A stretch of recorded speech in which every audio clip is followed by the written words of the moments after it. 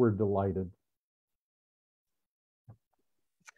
All right, Lynn's got us started, so I'm going to welcome everyone, even though it's a couple of minutes early. Mark Algren is here. I'm Liz England, the founder and kind of organizer.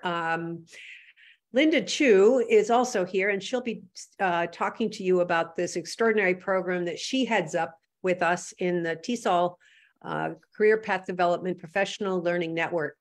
Linda has been with us for 3 or 4 years, I think pre-COVID. Everything's pre and yes. During and after COVID now. Thank you all for coming. I think we'll have more folks joining us as the clock starts ticking off and we get a little bit of a surge right after the hour.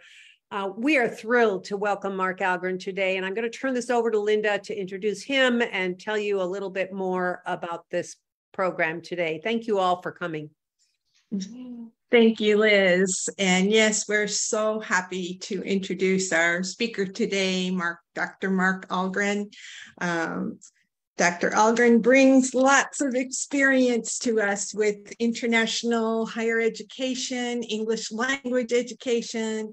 He worked in international admissions, was an ESL program director, and was TESOL International Association past president. So he has lots of information to share with us today. And as you all know, Mark will talk about funding master's and doctoral studies for language teaching professionals. Before I turn it over to Mark, I have one little announcement. I would like you all to know that there is another webinar coming up rather soon. It's going to be Friday, October 7th. And that one is with Monica Baker and Erica. It is called Professional Growth on a Budget. Very timely topic. I think everyone will be interested in that. And that is also going to be at 12 p.m. noon Eastern time. So watch for the announcement for that one. Okay, without taking up any more of your time, I would like to turn it over to you, Mark. Thank you so much. Hey, Linda and Liz, thank you very much for the nice introduction, for the request to do this. And Damon, I see you there. It's great to see you again after a few years. And thank you for the suggestion that I might do this. It's really a pleasure and it's an honor to be asked, and I'm happy to do this. And it's great to have all of you here and those who are not with us, but will see this at some time in the future. I will warn you that although my picture is blurred and you won't see much because we'll be in tiny thumbnails, I do have a little white fur ball on the sofa behind me, and occasionally he launches. So if there's a little noise, just be aware that's what it is. I'm fine. He gets upset. I'm going to start sharing my presentation with you. I do have a stopwatch running in front of me. I'm aiming for about 40 minutes so that we have some time at the end for Q&A. If you have comments or things that you think of, questions, please make a note to yourself so we can bring those up at the end. And we'll make sure that we get all of the comments in. I know it's a little hard for me to keep an eye on the chat box. If there's something really important that comes up, Linda, Liz, I'll sort of rely on you to say, hey, Mark, hang on a second. And we'll deal with something if we really need to, if it's really appropriate for that particular moment. Okay, let me make there we go. So I do want to give again my thanks to this organization through the TESOL International Association for the opportunity and for all the help that I've gotten from Liz and Linda in making the preparations. I'd also like to give acknowledgments to the people that I spoke with on the topic, although I'll start at the bottom with a tip of my hat to the Iraqi Higher Commission on Educational Development and Dr. Zahir Humadi. I've known Zahir for a very, very long time. He was the head of a scholarship program in Iraq that reported to the Prime Minister's office. I was our conduit between the University of Kansas and that program, and I learned so much from him about graduate education and graduate admissions. But I went back to people that I know who also know a lot, many of you will know or be aware of Nikki Ashcraft, who was one of TESOL's up and coming 30 at our 50th anniversary a few years ago. She and I were both at the University of Missouri. A colleague of mine at the University of Kansas, Charlie Bankart, our Associate Vice Provost for International Affairs. Liz, whom I think all of you know, who was very informative when we got started down this path. Another colleague, Terrence Bruce, also at the University of Missouri, who heads our graduate admissions office, and a colleague that many of you may know, Suzanne Pantierov-Reese at the University of Arizona, who oversees their graduate education and graduate admissions in her department. So our goals for today are to gain an understanding of types of funding, funding sources, and impacting variables on funding sources. We will look to gain an understanding of the elements of the application process and how those things interact with prospective funding sources. We'll also look at alternative funding sources, and I've put those in. I have to give credit to Nikki for this phrase, it's small pots. Sometimes you collect several small pots of money to get the funding or the support that you need. But we'll also take a look at alternative skills, because we have discovered as people in languages, sometimes we have new alternatives that we hadn't thought of. And I will stress all along the way the importance of doing your homework. Stepping into graduate education is going to have an impact on you for the rest of your life. It is not something to be undertaken lightly, or well, it's just the next step in my career, and you fill out a couple of forms and you only spend an hour on it. This is a lifetime commitment, so it really is important for you to spend time doing your homework. If we look at potential funding sources, I want to emphasize that graduate funding is quite a bit different than undergraduate resources like scholarships. And scholarships, when you talk to people in admissions and financial aid offices, it's really a form of discounting tuition. And it's a way that institutions attract students because they want to fill their seats and have better enrollments and do all kinds of things. And in a sense, those scholarships are sort of free money. Students don't have to really do much of anything for it except maintain good grades. And of course, institutions want to have students with lots of really good grades and high school grade point averages, and that helps them look good in their rankings. But at the graduate level, there's really very little in terms of similar funding like undergraduates get in what I'll call sort of the free money market. Largely doesn't exist. There is some, but there's not a lot, often called fellowships or grants. Some departments have some free money that they can hand out when they want to attract a particularly strong candidate. There are some agencies, governmental agencies, non-governmental agencies, that have funds where they can support people for graduate study. And for really stellar students, colleges and universities may say, wow, that's somebody we'd really like to have here. They see potential, future potential for you to really be a shining star in their constellation of alumni. And they may have just really kind of free money to hand out. But again, I want to stress that those are kind of rare resources. Typically at the graduate level, when you get funding from an institution, it's so that you can be a graduate teaching assistant or a graduate research assistant. And those are typically up to 50% appointments. Doesn't mean that they will be 50%. For a graduate teaching assistant, very often it's the number of hours, whatever your institution would consider a half-time appointment. It could go up to that. And for a graduate research assistant, it's probably 20 hours a week. So a half-time appointment out of a 40-hour week. One thing that I would like to note for a graduate teaching assistant is that non-native speakers may be required to demonstrate listening and speaking proficiency through some kind of on-campus testing. Some institutions will have a test that you take and you have to achieve a certain score, like the speak test or the speaking or listening portions of a TOEFL or an IELTS exam.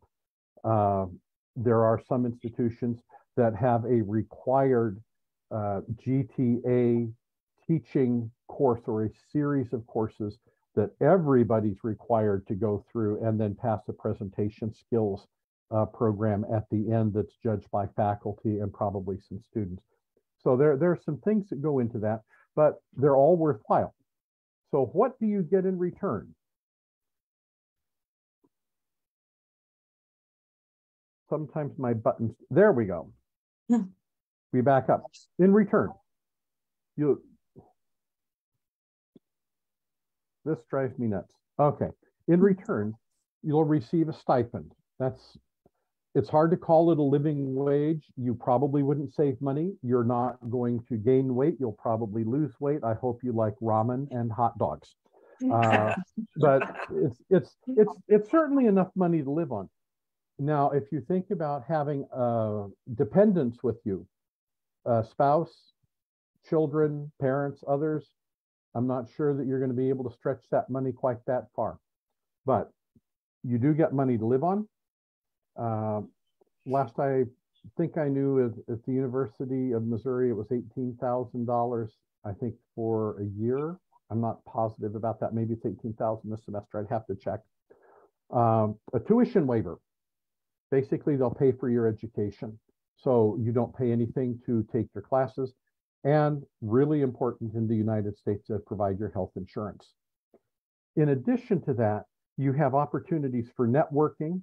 And if you're in a doctoral program and thinking, I want to get a doctorate and then go on to teach at a university level, then you're going to get insights into how a department works, how courses are designed and developed, how you get courses into the curriculum, how assignments are made, all those sorts of things that are just invaluable information for you to take home to your next institution, wherever you'll be teaching.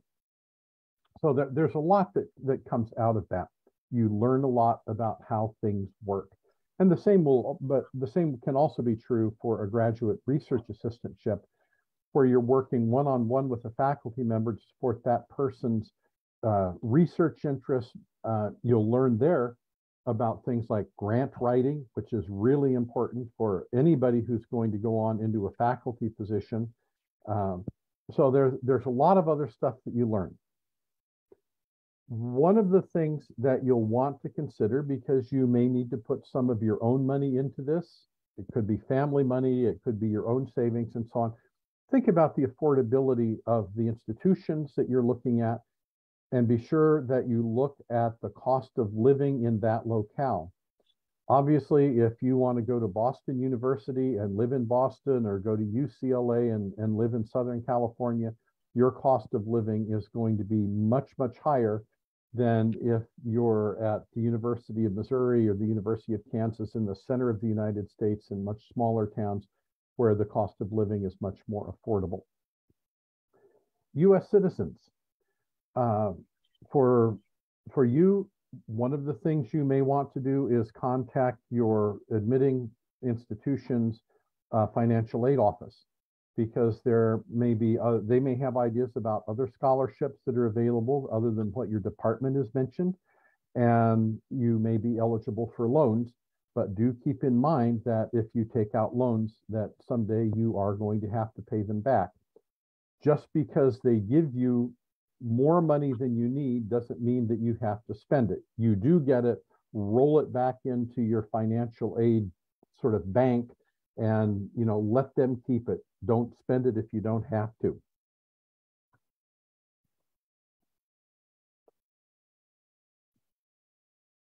U.S. higher education has been in turmoil for a number of years for a variety of reasons. One of the major factors is that a lot of what I call R1 or Research 1, these are the highly productive major research institutions. They are often state-run or state-supported universities, quite large enrollments ranging from 25 to 75 or even 80,000 students or more. Arizona State University now, I think, is the largest public U.S. university, well, any university type in the U.S., and they're approaching 100,000 students. One of the things that's impacted us over the last 2 decades or so has been state political issues and reducing funding for higher education to the public. That has resulted in higher cost to anyone, both domestic and international students, in-state students, as we call them, students who live in that state who get a reduced tuition rate because they and their family pay taxes that help support it, versus students who are not from that state. And at that point, it means anybody who's outside that state, whether you're from the next state over or a country halfway around the world, you all pay that higher amount.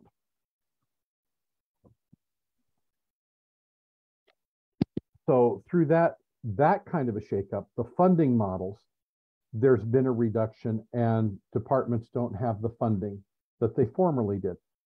Something else that's been happening is that undergraduate enrollments have been declining. When undergraduate enrollments decline and institutional sizes reduce, then you need fewer faculty to teach those undergraduate students.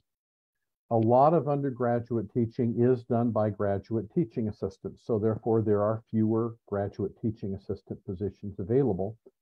Universities, in order to save their money, are also relying more and more on adjunct faculty.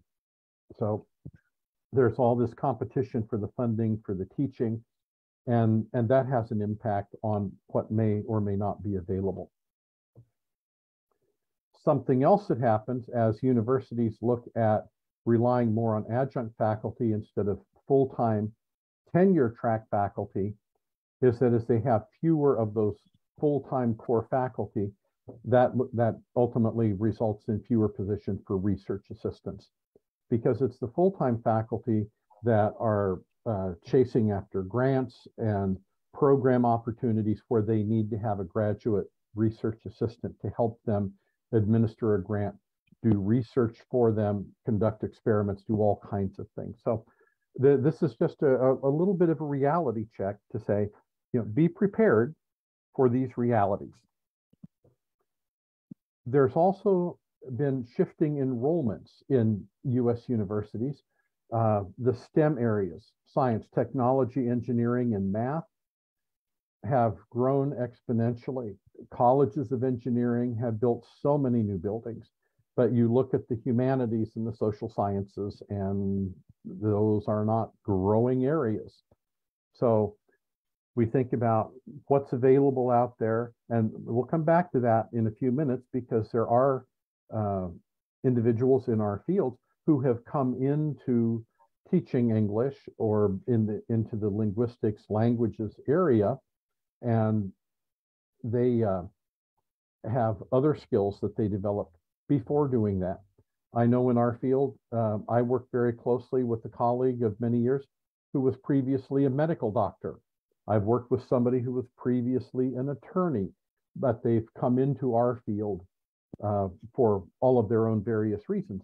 So we have a lot of interesting backgrounds. So these shifting, click, go forward, light up. There we go.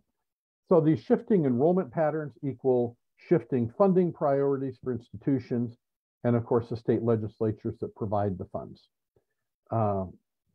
Unfortunately, sometimes that also involves thinking about international students and people, throwing their hands up in despair and saying, "Oh, those international students are taking seats away from our children," and they just kind of ignore some of that noise.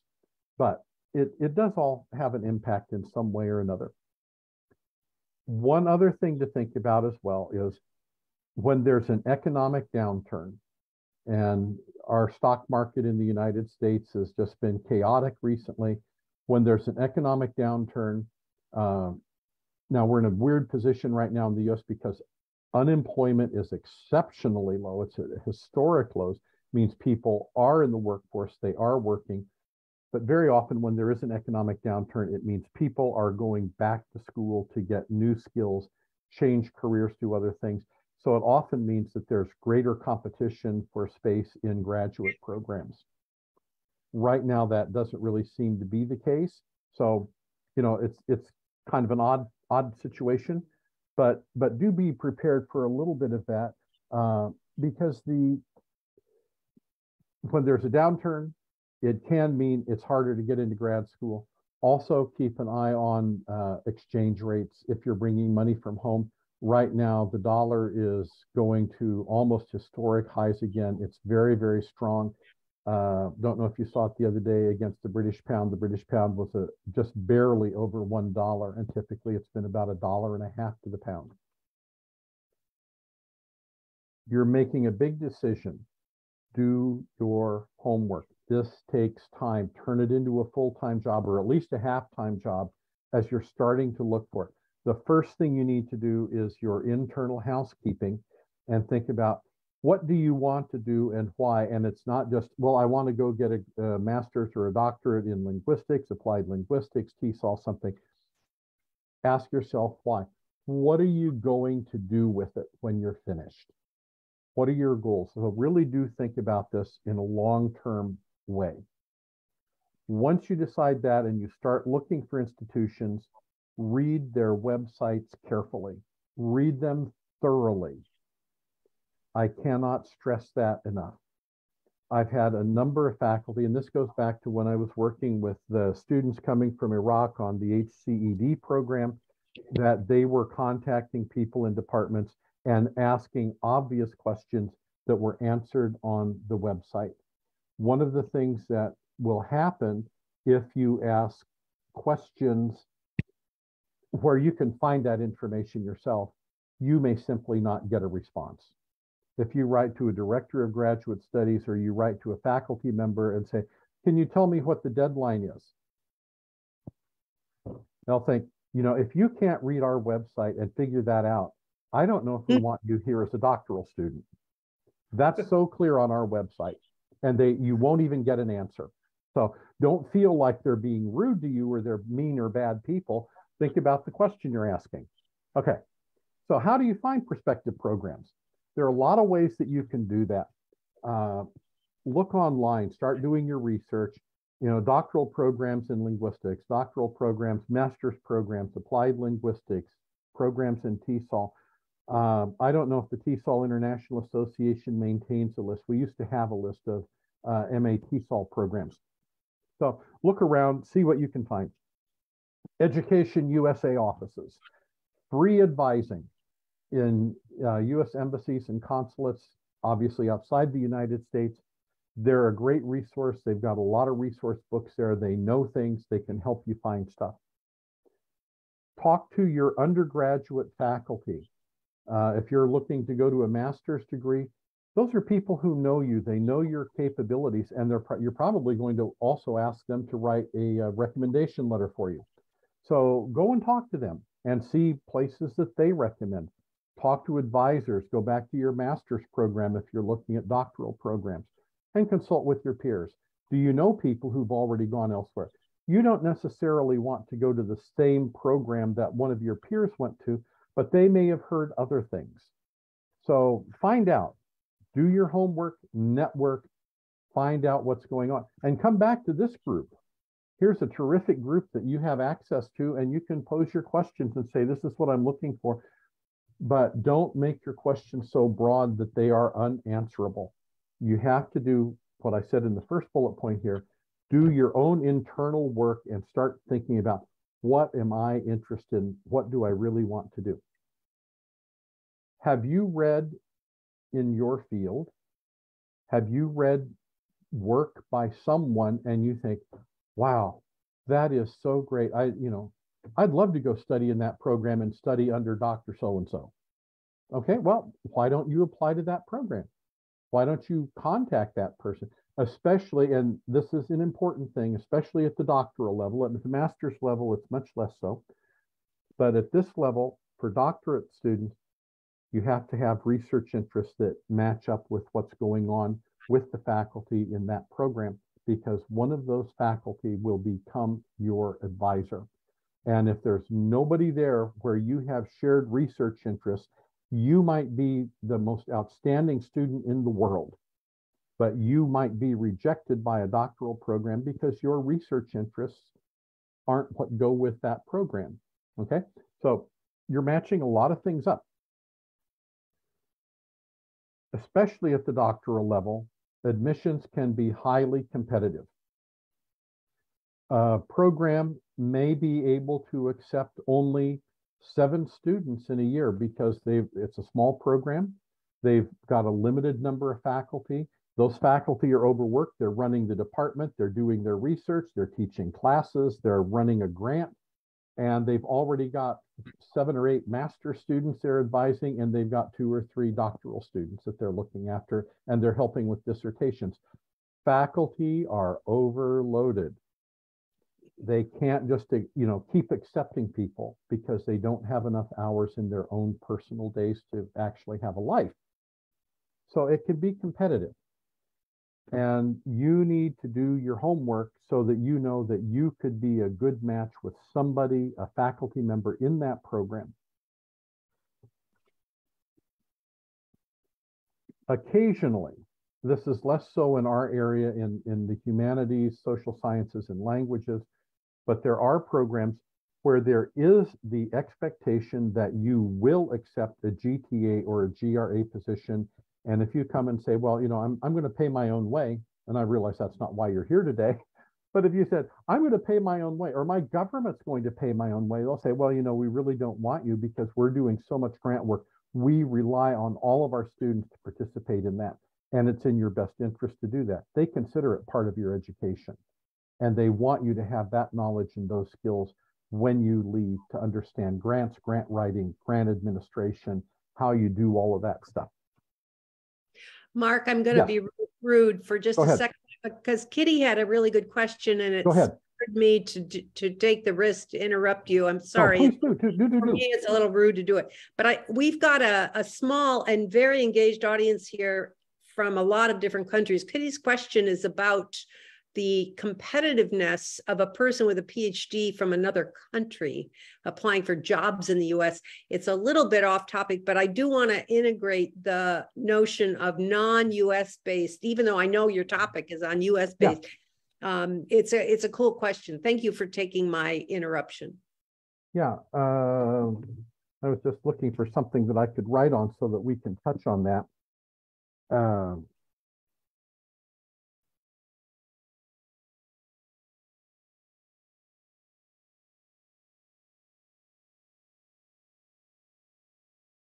Kitty, I'm going to hang on to that, and we'll come back to it because there's a couple of things where we've got a little space at the end, but I've got a note there, and Liz, it's incumbent on you to not let me forget it. Thank you. Also, please don't forget that departmental and institutional reputations can matter. That doesn't mean that you have, example, I was in Beijing. I went to the Education USA office. They had just finished interviewing candidates to go for graduate study, doctoral study in the United States.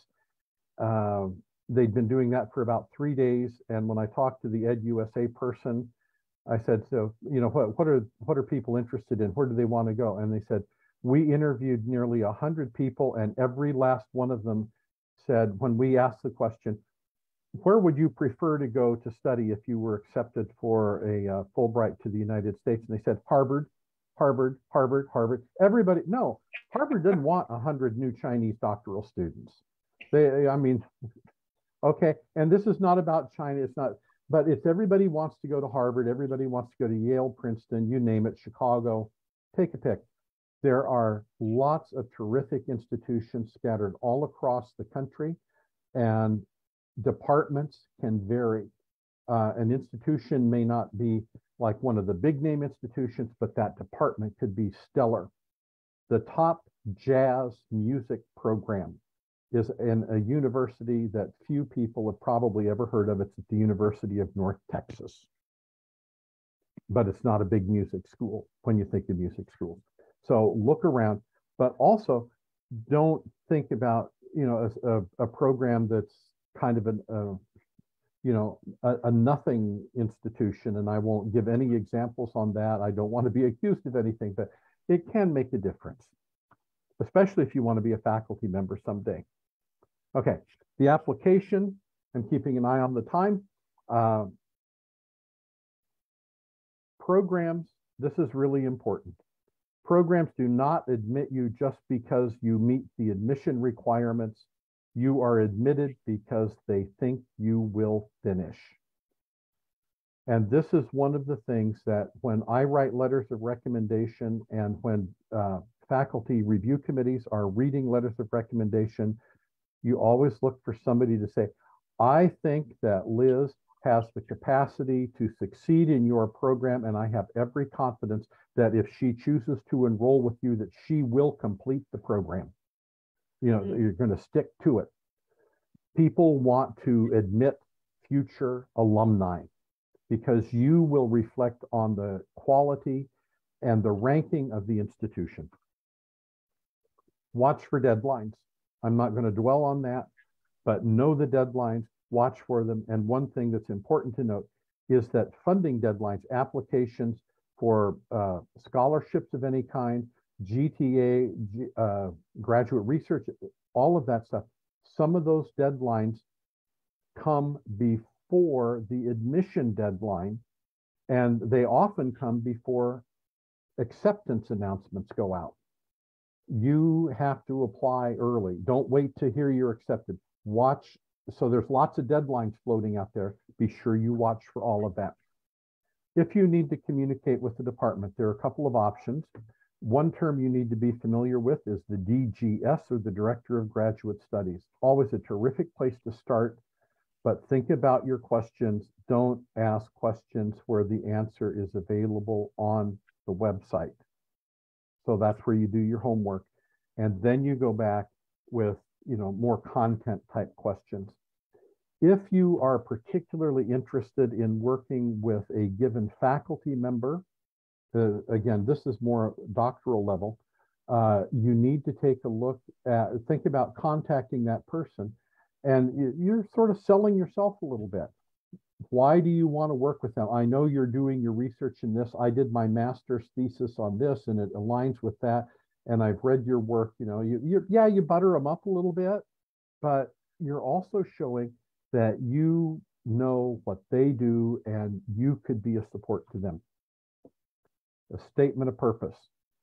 Statement of purpose, there are a lot of websites to help with this. Look around, talk to the EdUSA office people. They've got a lot of resources that can help with this. But the statement of purpose, there are several things here. First, remember it is a writing sample. In graduate education at both the master's and the doctoral level, you're going to do a lot of writing. Be sure this is your writing. Don't go and get somebody else to write it for you. Give them some ideas and let them do it. It will become obvious very clearly, very quickly, if it's not your writing. So these are my points. And this is what I've told people when I've talked with them, when I've traveled for student recruiting. You start out with, who are you?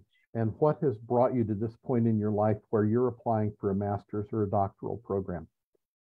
Let us know what you want to study. Now they're starting to look at, well, how do you align with what we do in our program? What are your research interests?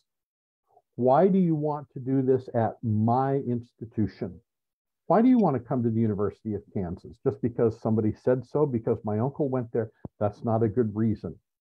Okay, a good reason is, I know that you have several faculty who are doing research in this area, and this is what I have been doing in my master's. Whatever it is, show how your interests align. And then, this is the alumni part.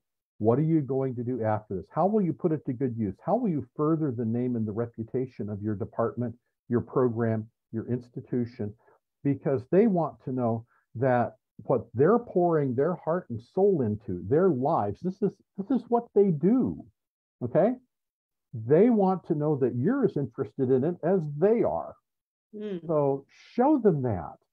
And, because you become a new person in their web of contacts around the world, and that's going to play out the rest of your lifetime. and I encourage you to have faith in yourself. Doctoral, especially doctoral programs, but even master's programs can be very competitive for admissions. Not everybody will be accepted. I've talked about how you could be a terrific, well, what example I think Suzanne Pampirov-Reese gave me was, we need somebody, we can fund somebody in our teaching program, our teaching doctorate. We need somebody who could be a language instructor in Arabic. And we've got an absolutely brilliant applicant who speaks Swedish.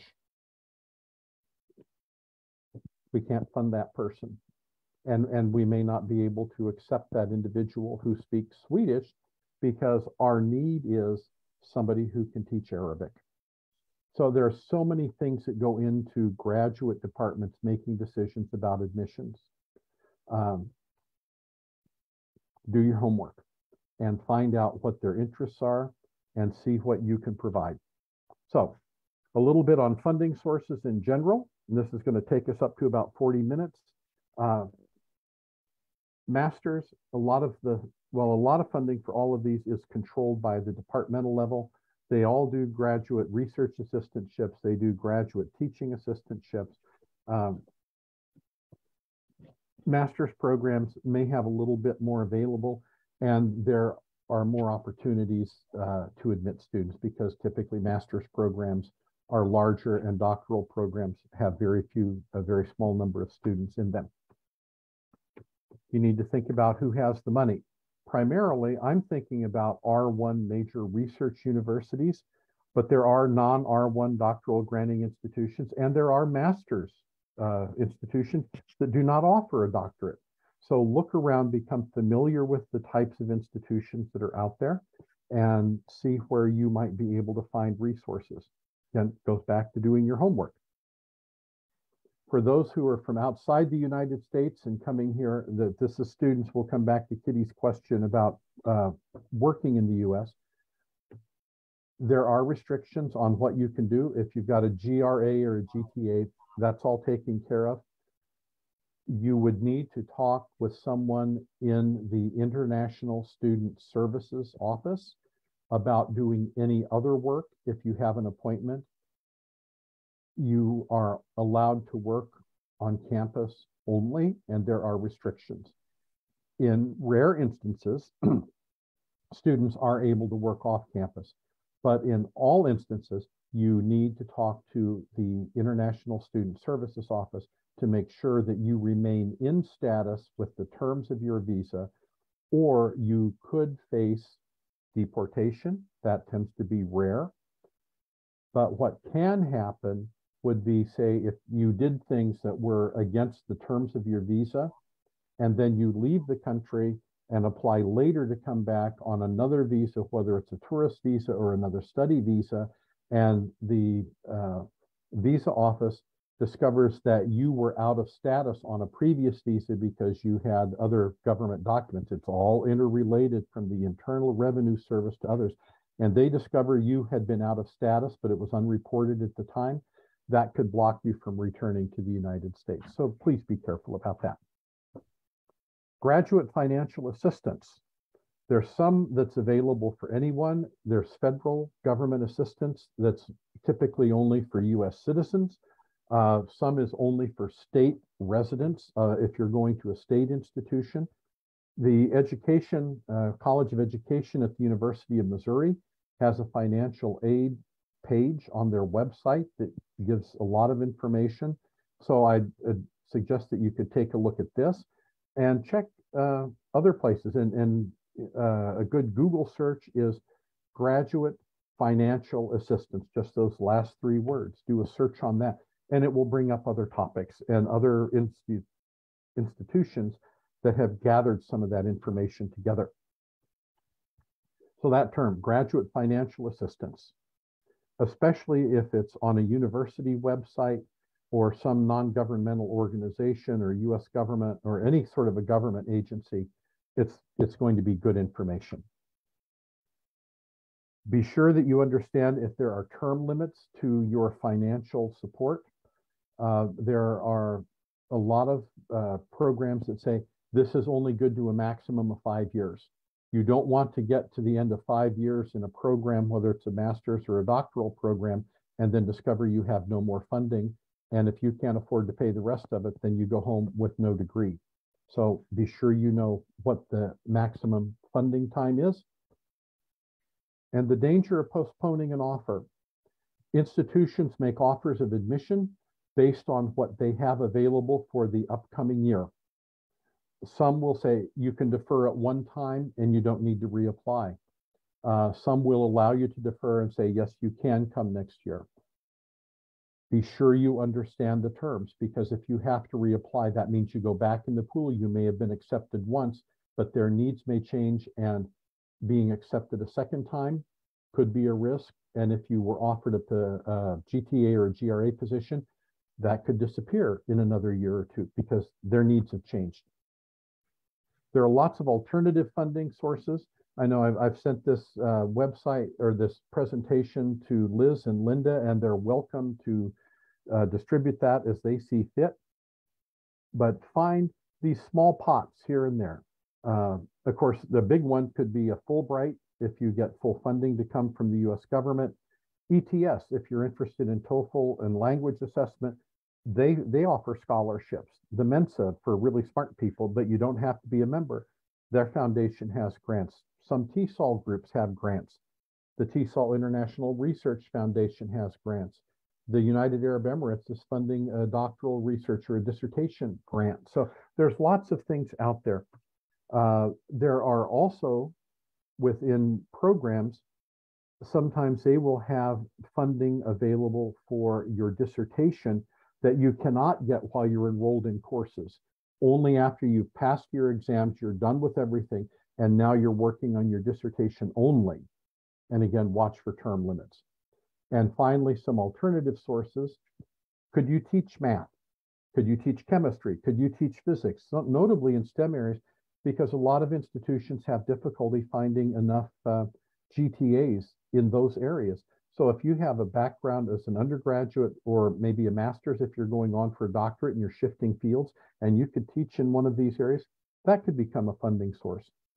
Within the United States, our government sometimes will fund critical languages, but then they need people to teach those. I think of some of the critical languages like Arabic, Chinese. If you could teach one of those, there may be demand for that. There are a variety of other small teaching funding sources, but often require that you stay and teach and give a commitment to doing that. And they may be available in home countries for people as well. Finally, special interest funding sources.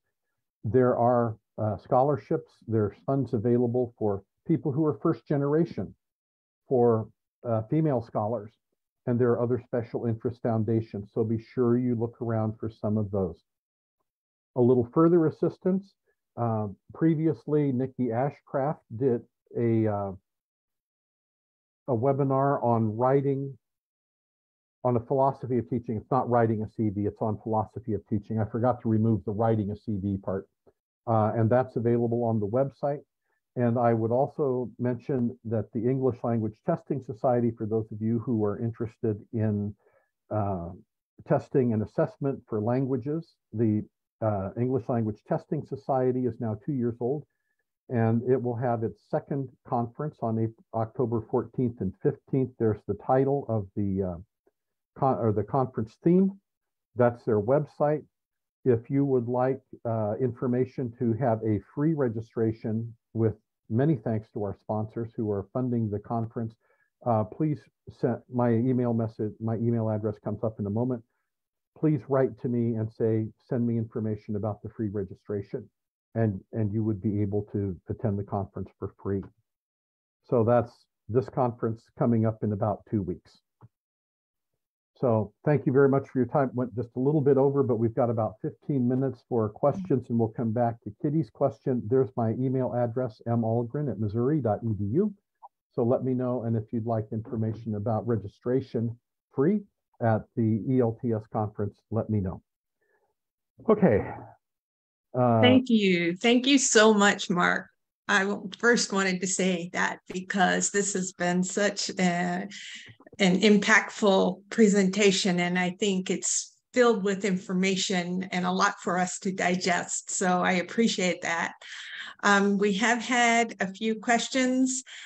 Kitty's you have, and then also Damon had his hand up and he has some questions in the chat box. So I'm going to ask Damon if he'd like to ask his questions to you. Okay, let me go back to Kitty's question first. Okay. It is possible for faculty somebody who has a PhD to apply for positions teaching at U.S. universities. I would certainly contact the institution and find out if they will accept applications from outside the United States or from non-citizens, because the institution will have to be able to sponsor the individual. I think it's for an H-1B visa, which is a work permit to come to the United States to work. I don't know a whole lot more about that. If Kitty, if you know anything more about it, or Damon or anyone else that's had experience with it, please speak up. I think one reason why I asked that question is because people from a number of different countries might think, oh, it's going to be too hard for me to get a PhD in the US, but wow, here's a great program in Singapore. Why don't I apply there? Or, oh, here's the UK, Australia.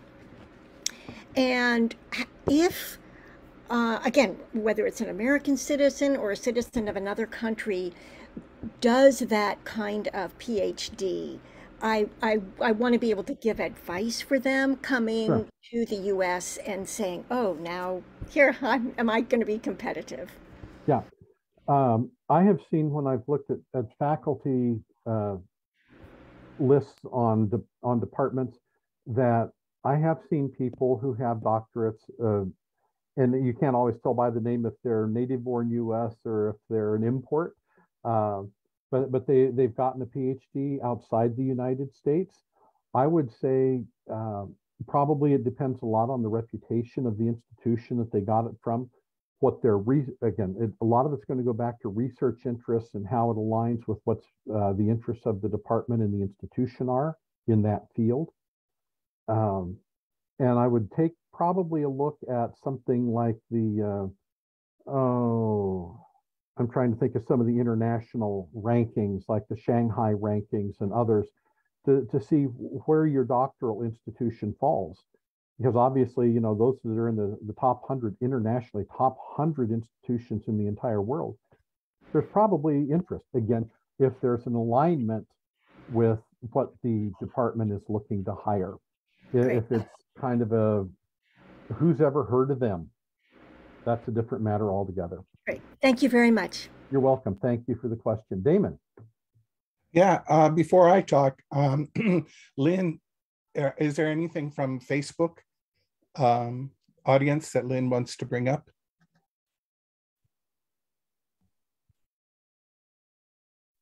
Nothing, not yet. Thank you. No. Okay. Mark, what a wonderful presentation. Just amazing and full of so much valuable ideas and issues. You addressed a lot of issues. I especially like your issue about talking about, selling yourself. I mean, you've got to say who you are, whatever. I think a lot of people who are giving funding are interested in their ROI, or return on investment. So if you say, what are you going to do with this? How is that going to impact them, either through, having a prestigious degree or whatever, sponsor. Some people, it's social corporate input or whatever, which actually brings me to another question. Have you ever done much, Mark, with looking for corporate or industry sorts of grants? Personally, I have not. Certainly, I have had students that have gone through our language programs who were being supported by an employer. So it's worth looking at that. Now, where you might find that for people in our area, for employers that are looking for that. But again, I don't know. Let's. I'm just creating something off the top of my head.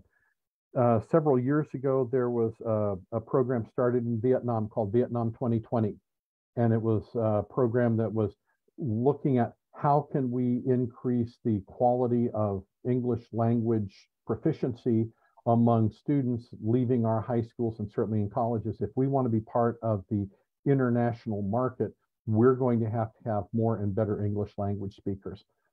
I'm guessing, I don't know, that Vietnam, the government probably was willing to invest in English language, not just training, but in teacher training and master's and probably doctoral students to go abroad and then come back home to do that. So that's governmental. I know that doesn't get into industry, but I would encourage people to be creative and think about, okay, where are there industries around me where I live? And this could be in the United States as well.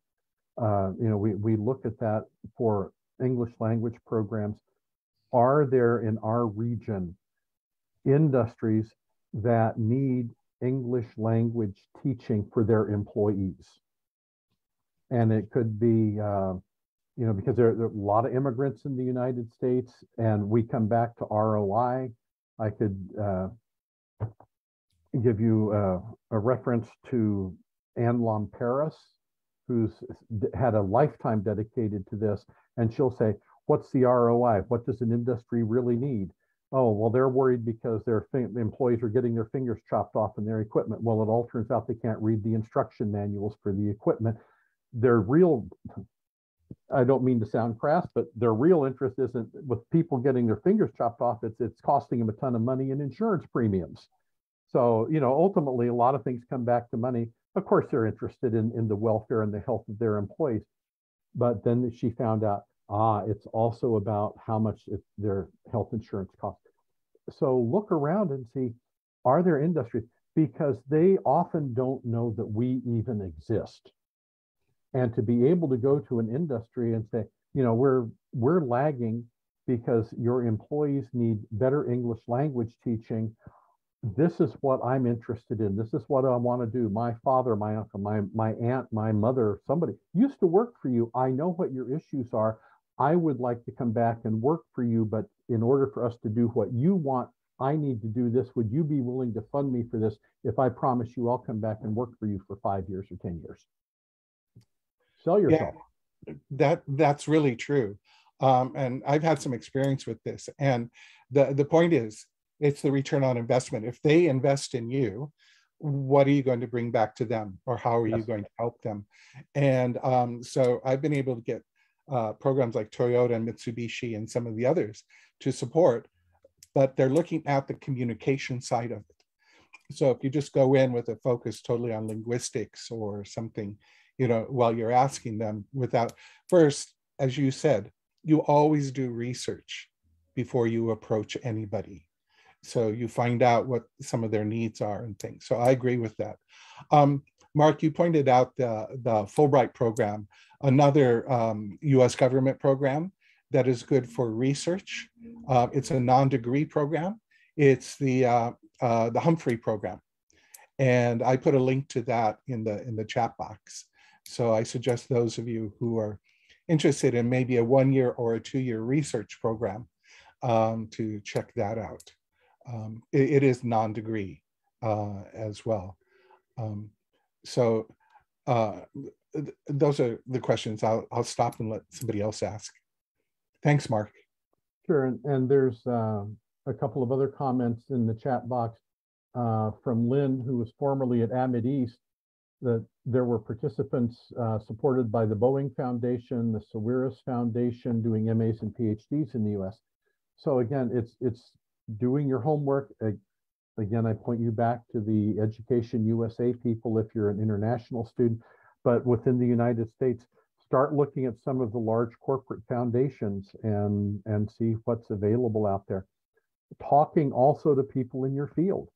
and faculty and saying, are you aware of anything else? There is quite a bit out there. We just have to find it. Other questions, anything in the chat box or anybody who just wants to speak up?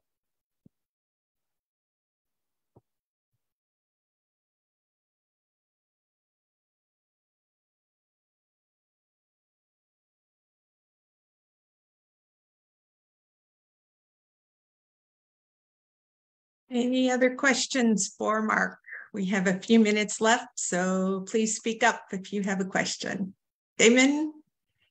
Oh, you're muted. Mark, another area, if you could address, several universities in the US are parts of consortia. And I've often found that working with a consortium like TIC or Northwest, whatever, where they represent like 14 or more universities, that sometimes that could help your search reach out more broadly.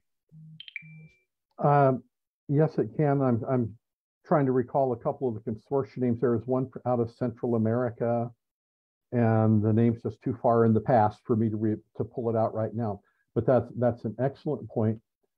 I would also suggest, again, I know we've focused a little bit more on doctoral programs here, but the same could be true for masters.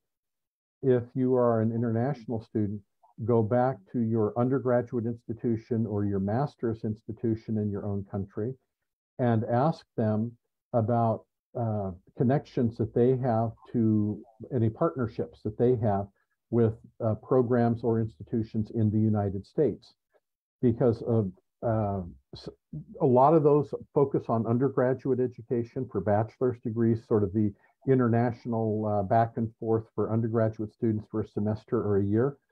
But there are quite a few now at higher levels, because they're focusing on research and faculty being involved in international research, especially for institutions that are part of the, it's called the AAU, American Association of Universities, a very highly selective group of US institutions, and I think 3 Canadian universities. Total number is about 63 or 64, maybe 65 institutions. They keep it small, and those part of their requirements for remaining a member of the AAU is the level of internationalization. And it's not just, how many undergrads go on study abroad. It's how much research are you doing? How are you supporting institutions in other countries as they're developing their research capabilities? While I was at the University of Missouri, there was a lot of interest in, I think it was in geology. We had somebody who was a specialist, a world-renowned specialist in earthquakes. And that person had been in Turkey several years ago and developed an affinity for Turkey. So there were opportunities for graduate students in the US to go to Turkey and study, and for Turkish graduate students to come to the University of Missouri. So check it out, see where you may have existing connections. Good point. Thank you, Damon. One last thing, Mark, yes. You often go across the pond on what they, I don't know what you called those tours, but where recruitment tours and things. Yes. I think if people look for those, even in the US, those are really good places to begin a conversation. Yes, they are. As I've said many times, I wish I had a penny for every time I've told somebody who's interested in doctoral studies, the sort of my little 5 steps on writing a mission or statement of interest. Because they really didn't know. And I always ended that with, well, be sure you go talk to somebody at the Education USA office, because they can tell you even more and they have even more resources. I just think the world of our Education USA offices all around the world. And they're a great place to meet people. I've been to a lot of educational fair tours in China, in the Far East, and in the Middle East. And we get not just undergraduate students, if you ever hear of one, for those who are outside the US, if you hear of these education fairs, Yes, there are a lot of undergrads who go, but the representatives of the institutions who were there, whether they're from the US, the UK, Australia, Germany, or wherever, they are prepared to talk about all levels of education and all of their programs and get you in touch with people. So take advantage of those opportunities.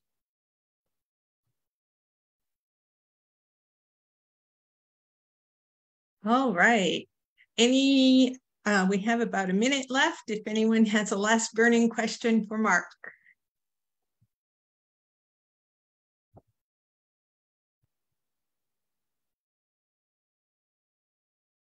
All right. Well, Mark, I would really like to